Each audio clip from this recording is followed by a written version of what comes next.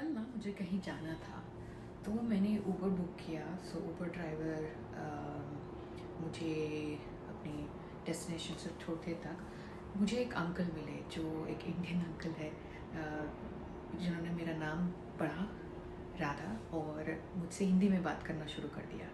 मुझे लगा uncle 69 years के हैं, कुछ अपने बारे में बताएंगे। बड़ी बहुत सुंदर कहानी बता रहे कहानी मैंने अपनी लाइफ एक्सपीरियंस शेयर कर रहे थे मुझसे। कहते हैं कि उन्होंने अपनी ज़्यादातर almost 40 years of their life they spent year Canada में, इंडिया से दूर आके। और उन्हें हमेशा अपना घर, अपने दोस्त वगैरह बहुत याद आते थे। और उनको एक ये एहसास हुआ कि अगर उनके सारे बच्चे यहीं पैदा हुए हैं, उनके कुछ होंगे 2-3 बच्चे, मैंने कुछ पूछा नहीं, वैसे तो बोलते रहते ऐसे मेरे बच्चों से मैं अक्सर बातें करता रहता हूँ। तो मैंने उनको पूछा कि आप अपने बच्चों को इंडियन वैल्यूज़ कैसे सिखाते हैं, है ना। ये अक्सर हम इंडियन पेरेंट्स की ये स्ट्रगल होती है, जैसे कि हम बड़े हुए हैं, हम जिस माहौल को देखकर बड़े हुए हैं, जिस तरह की पेरेंटिंग और फैमिली वैल्यूज़ को लेके पड़े हुए हैं, से जॉइंट फैमिलीज़ में पले बड़े हैं, ऐसा कुछ हम लोग यहाँ पे अपने पेरेंट्स जब हम यहाँ आते कनाडा आते हैं, तो हम वो उनको वो माहौल, वो एनवायरनमेंट दे नहीं पाते हैं।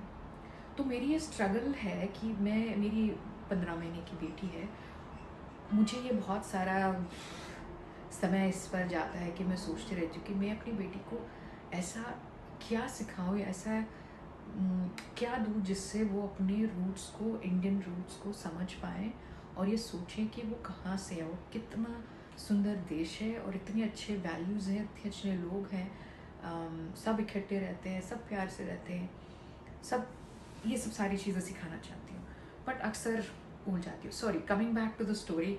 जो ऊबर अंकल बता रहे थे, और मैंने उनका नाम नहीं पूछा, तो इसलिए मैं उनको ऊबर अंकल बता रही हूँ। तो कहते हैं कि अक्सर हम अपने बच्चों से बात करना चाहिए।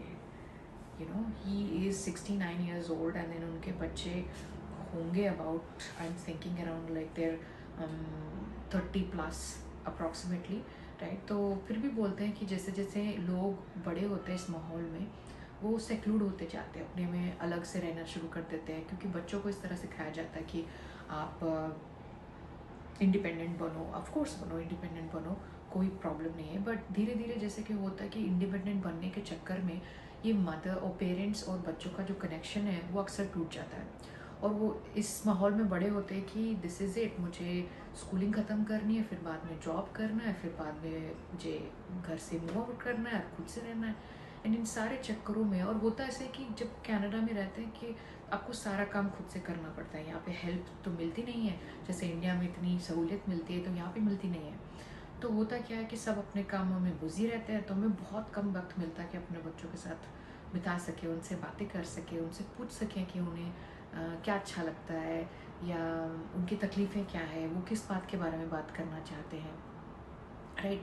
Most of the parents here शायद वो बात करते भी हैं या नहीं कर पाते हैं, बट वो ऊबर अंकल मुझे हमेशा इतना स्ट्रेस करते थे कि जो चीज़ मैंने रियलाइज़ की है इतने सालों में, मैंने अपने बच्चों के साथ वक्त बिताना बहुत कम कर दिया था, क्योंकि उनके वर्किंग ईयर्स में वो इतने मसरूफ़ हो गए थे अपने काम में कि उनको अपने बच्चों के लिए वक्त निकालना बहुत मुश्किल हो गया। ज़्यादातर उनकी माँ उनके साथ रहती थी और उनके पापा नहीं रहते थे, तो उनको वो बहुत मिस करते हैं वो चीज़ को।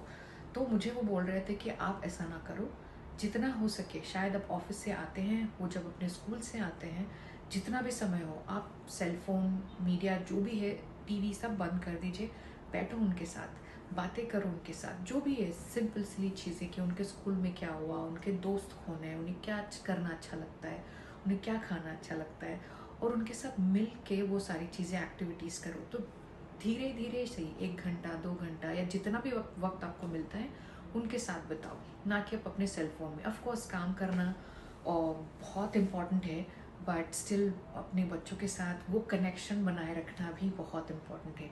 जब बच्चे बड़े हो जाते हैं और अपने अपने करियर्स में आगे बढ़ जाते हैं, तो आपको ये वक्त फिर से कभी नहीं मिलेगा। तो ये वो सीख दे रहे थे, मुझे बोल रहे थे कि सिंस मैंने उनको शेयर किया कि मेरी एक 15 साल की बेटी है, तो सॉरी 15 महीने की बच्ची है, बेटी है, तो उनके साथ वो पेरेंटिंग के टिप दे रहे थे। तो मैं ये सोच रही थी कि it is such a beautiful thing, right? So you definitely want to keep in touch with your kids and talk to them about how they feel and what do they want. So this is exactly I'm going to do with my child too. मैं उसके साथ खेलूँगी, बात करूँगी, पूछूँगी उसके साथ, सब कुछ करूँगी, बहुत सारी चीज़ें करनी है. I cannot list all of them in here. So that is I wanted to talk to you about. आप अपने बच्चों के साथ कैसा वक्त बिताते हैं? ये सारे मॉम्स के लिए हैं, B it south Asian mother और एनी पार्ट ऑफ एशिया और B it a Canadian mother. I would definitely like to know how do you keep connection, that relationship with your child, so that when my child grows up now, she's slowly understanding how things are as she started going to the daycare. तो उससे थोड़ा थोड़ा कुछ पता चल रहा है कि लोग कैसे होते हैं, मम्मा से दूर रह के कैसे रहा जाता है, तो वो धीरे धीरे सीख रही है. तो मैं आप सब लोगों से ये जानना चाहती हूँ कि मुझे प्लीज़ कोई टिप्स दीजिए कि इंडिया से इतने दूर रह के मैं अपने बच्चों को इंडियन वैल्यूज़ कैसे सिखाऊं. ऑफ कोर्स खाने से तो एक बड़ा लगाव होता है कि अपना इंडियन खाना इस खाना, तो हम लोग उनको इंट्रोड्यूस कर देते हैं जैसे वो बच्चे बड़े होने लगते हैं या anything, right, and they start eating food. But apart from the food, what other things you would like to introduce for your child which will make them realize of their roots, their values.